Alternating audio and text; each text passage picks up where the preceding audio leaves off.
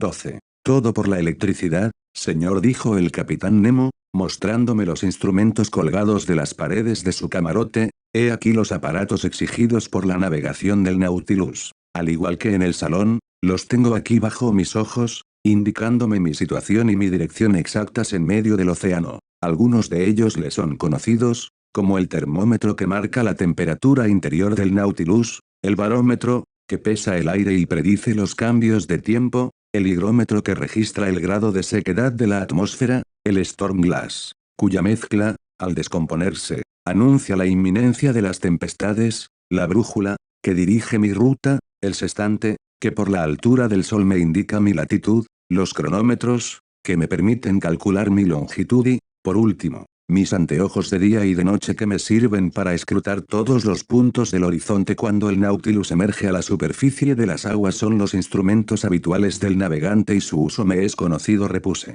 Pero hay otros aquí que responden sin duda a las particulares exigencias del Nautilus. Ese cuadrante que veo, recorrido por una aguja inmóvil, no es un manómetro, es un manómetro, en efecto, puesto en comunicación con el agua, cuya presión exterior indica, da también la profundidad a la que se mantiene mi aparato, y esas sondas, de una nueva clase, son unas ondas termométricas que indican la temperatura de las diferentes capas de agua. Ignoro cuál es el empleo de esos otros instrumentos, señor profesor, aquí me veo obligado a darle algunas explicaciones. Le ruego me escuche. El capitán Nemo guardó silencio durante algunos instantes y luego dijo, existe un agente poderoso, obediente, rápido, fácil, que se pliega a todos los usos y que reina a bordo de mi barco como dueño y señor. Todo se hace aquí por su mediación. Me alumbra, me calienta y es el alma de mis aparatos mecánicos. Ese agente es la electricidad, exclamé bastante sorprendido. Sí, señor. Sin embargo, capitán, la extremada rapidez de movimientos que usted posee no concuerda con el poder de la electricidad. Hasta ahora la potencia dinámica de la electricidad se ha mostrado muy restringida y no ha podido producir más que muy pequeñas fuerzas, señor profesor. Mi electricidad no es la de todo el mundo, y eso es todo cuanto puedo decirle. Bien, no insisto, aun cuando me asombre tal resultado. Una sola pregunta, sin embargo, que puede no contestar si la considera usted indiscreta. Pienso que los elementos que emplee usted para producir ese maravilloso agente deben gastarse pronto. Por ejemplo, el zinc, ¿cómo lo reemplaza usted? Puesto que no mantiene ninguna comunicación con tierra, responderé a su pregunta. Le diré que en el fondo del mar existen minas de zinc, de hierro, de plata y de oro, cuya explotación sería ciertamente posible. Pero yo no recurro a ninguno de estos metales terrestres, sino que obtengo del mar mismo los medios de producir mi electricidad. Del mar, sí,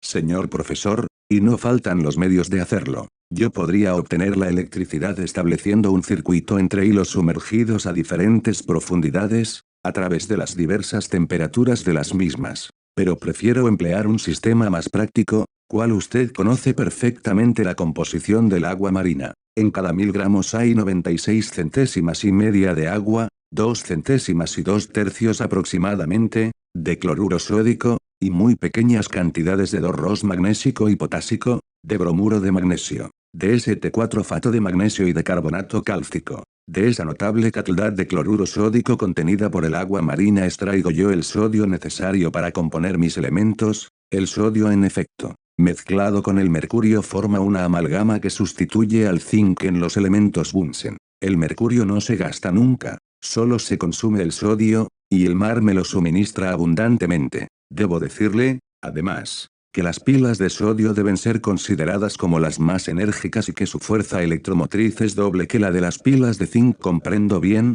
capitán, la excelencia del sodio en las condiciones en que usted se halla. El mar lo contiene. Bien, pero hay que fabricarlo, extraerlo. ¿Cómo lo hace? Evidentemente, sus pilas pueden servir para tal extracción, pero, si no me equivoco, el consumo de sodio necesitado por los aparatos eléctricos habría de superar a la cantidad producida. Ocurriría así que consumiría usted para producirlo más del que obtendría. Por esa razón es por la que no lo extraigo por las pilas, señor profesor. Simplemente, empleo el calor del carbón terrestre, digamos carbón marino, si lo prefiere, respondió el capitán Nemo. ¿Acaso puede usted explotar yacimientos submarinos de hulla? Así es, y habrá de verlo usted.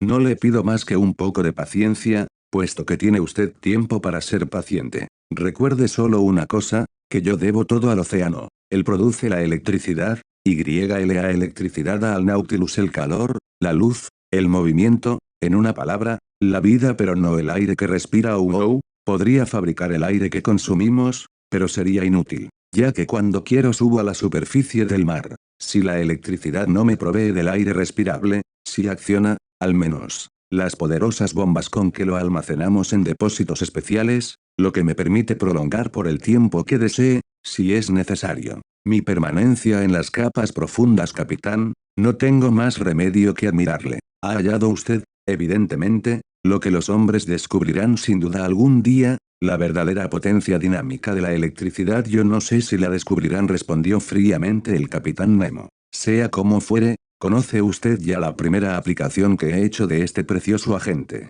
Es él el que nos ilumina con una igualdad y una continuidad que no tiene la luz del sol. Mire ese reloj, es eléctrico y funciona con una regularidad que desafía a la de los mejores cronómetros. Lo he dividido en 24 horas, como los relojes italianos, pues para mí no existe ni noche, ni día, ni sol ni luna, sino únicamente esta luz artificial que llevo hasta el fondo de los mares. Mire, en este momento son las 10 de la mañana. En efecto, aquí tiene otra aplicación de la electricidad, en ese cuadrante que sirve para indicar la velocidad del Nautilus. Un hilo eléctrico lo pone en comunicación con la hélice de la corredera, y su aguja me indica la marcha real del barco. Fíjese, en estos momentos navegamos a una velocidad moderada, a 15 millas por hora. Es maravilloso, y veo, capitán, que ha hecho usted muy bien al emplear este agente que está destinado a reemplazar al viento, al agua y al vapor. No hemos terminado aún, señor Aronnax, dijo el capitán Nemo, levantándose, y si quiere usted seguirme, visitaremos la parte posterior del Nautilus. En efecto, conocía ya toda la parte anterior del barco Submarink, cuya división exacta, del centro al espolón de proa, era la siguiente: el comedor, de 5 metros, separado de la biblioteca por un tabique estanco, es decir, impenetrable al agua. La biblioteca, de 5 metros, el gran salón, de 10 metros, separado del camarote del capitán por un segundo tabique estanco, el camarote del capitán, de 5 metros, el mío, de 2 metros y medio, y, por último, un depósito de aire de 7 metros y medio, que se extendía hasta la roda. El conjunto daba una longitud total de 35 metros. Los tabiques estancos tenían unas puertas que se cerraban herméticamente por medio de obturadores de caucho, y ellas garantizaban la seguridad a bordo del Nautilus, en el caso de que se declarara una vía de agua. Seguí al capitán Nemo a lo largo de los corredores y llegamos al centro del navío. Allí había una especie de pozo que se abría entre dos tabiques estancos. Una escala de hierro, fijada a la pared, conducía a su extremidad superior. Pregunté al capitán Nemo cuál era el uso de aquella escala. Conduce al bote, respondió. ¿Cómo? ¿Tiene usted un bote?, pregunté asombrado. Así es. Una excelente embarcación, ligera e insumergible, que nos sirve para pasearnos y para pescar. Pero entonces, cuando quiera embarcarse en él, estará obligado a volver a la superficie del mar. No. El bote está adherido a la parte superior del casco del Nautilus, alojado en una cavidad dispuesta en él para recibirlo. Tiene puente, está absolutamente impermeabilizado y se halla retenido por sólidos pernos. Esta escala conduce a una abertura practicada en el casco del Nautilus, que comunica con otra similar en el costado del bote. Por esa doble abertura es por la que me introduzco en la embarcación. Se cierra la del Nautilus, cierro yo la del bote por medio de tornillos a presión, largo los pernos y entonces el bote sube con una prodigiosa rapidez a la superficie del mar. Luego abro la escotilla del puente, cuidadosamente cerrada hasta entonces, pongo el mástil, hizo la vela o cojo los remos, y estoy listo para pasearme. Pero ¿cómo regresa usted a bordo? No soy yo el que regresa, señor Aronnax, sino el Nautilus, a una orden suya. Así es, porque unido al Nautilus por un cable eléctrico, me basta expedir por él un telegrama. Bien, dije, maravillado, nada más sencillo. En efecto, tras haber pasado el hueco de la escalera que conducía a la plataforma, vi un camarote de unos 2 metros de longitud en el que Conseil y Ned Land se hallaban todavía comiendo con visible apetito y satisfacción. Abrimos una puerta y nos hallamos en la cocina, de unos 3 metros de longitud, situada entre las amplias despensas de a bordo. Allí era la electricidad, más enérgica y más obediente que el mismo gas, la que hacía posible la preparación de las comidas. Los cables que llegaban a los fogones comunicaban a las hornillas de platino un calor de regular distribución y mantenimiento. La electricidad calentaba también unos aparatos destiladores que por medio de la evaporación suministraban una excelente agua potable. Cerca de la cocina había un cuarto de baño muy bien instalado cuyos grifos proveían de agua fría o caliente a voluntad. Tras la cocina se hallaba el dormitorio de la tripulación, en una pieza de 5 metros de longitud. Pero la puerta estaba cerrada y no pude ver su interior, que me habría dado una indicación sobre el número de hombres requerido por el Nautilus para su manejo. Al fondo había un cuario tabique estanco que separaba el dormitorio del cuarto de máquinas. Se abrió una puerta y me introduje allí, donde el capitán Nemo, un ingeniero de primer orden, con toda seguridad había instalado sus aparatos de locomoción. El cuarto de máquinas, netamente iluminado, no medía menos de 20 metros de longitud. Estaba dividido en dos partes, la primera, reservada a los elementos que producían la electricidad, y la segunda, a los mecanismos, transmitían el movimiento a la hélice. Nada más entrar, me sorprendió el olor sui generis que llenaba la pieza. El capitán Nemo advirtió mi reacción: son emanaciones de gas producidas por el empleo del sodio. Pero se trata tan solo de un ligero inconveniente. Además, todas las mañanas purificamos el barco ventilándolo completamente. Yo examinaba, con el interés que puede suponerse, la maquinaria del Nautilus. Como ve usted, me dijo el capitán Nemo, uso elementos Bunsen y no de Ruhmkorff, que resultarían impotentes. Los elementos Bunsen son poco numerosos, pero grandes y fuertes, lo que da mejores resultados según nuestra experiencia. La electricidad producida se dirige hacia atrás, donde actúa por electroimanes de gran dimensión sobre un sistema particular de palancas y engranajes que transmiten el movimiento al árbol de la hélice. Esta, con un diámetro de 6 metros y un paso de 7 metros y medio, puede dar hasta 120 revoluciones por segundo, con lo que obtiene usted una velocidad de 50 millas por hora. Había ahí un misterio,